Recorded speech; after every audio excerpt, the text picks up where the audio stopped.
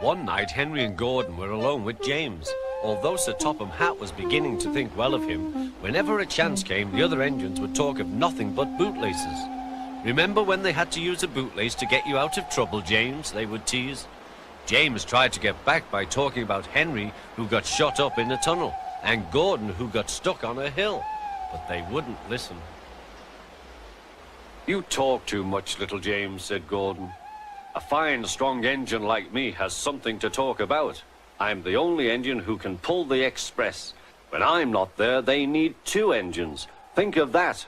I've pulled expresses for years and have never once lost my way. I seem to know the right line by instinct."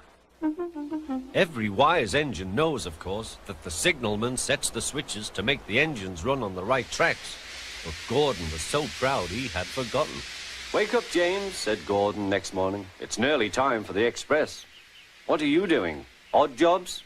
"Oh, well, we all have to begin somewhere, don't we? Run along now and get my coaches. Don't be late." James went to get Gordon's coaches. They were all shining with lovely new paint. He was careful not to bump them, and they followed him smoothly into the station, singing happily, "We're going away, we're going away." "I wish I was going with you," said James. "I should love to pull the express and go flying along the line." Gordon, with much noise and blowing of steam, got ready to back onto the train.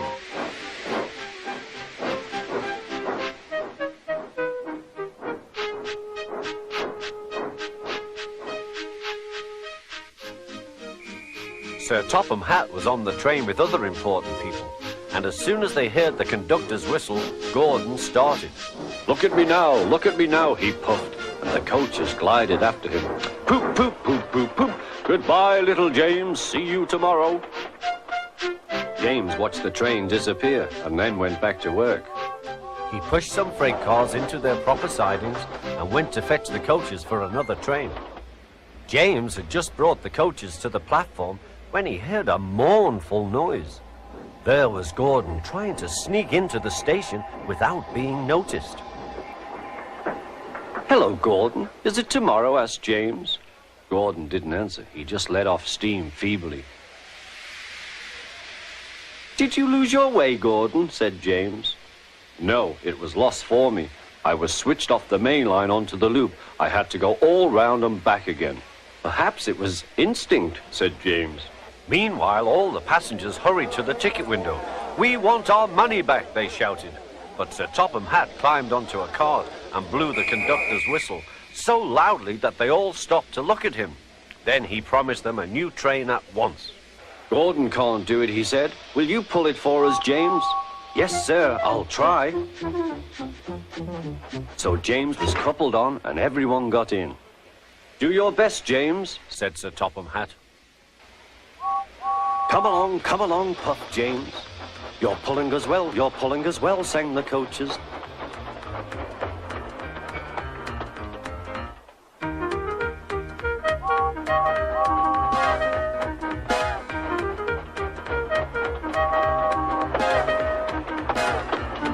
Bridges and stations flashed by, the passengers cheered, and they soon reached the station.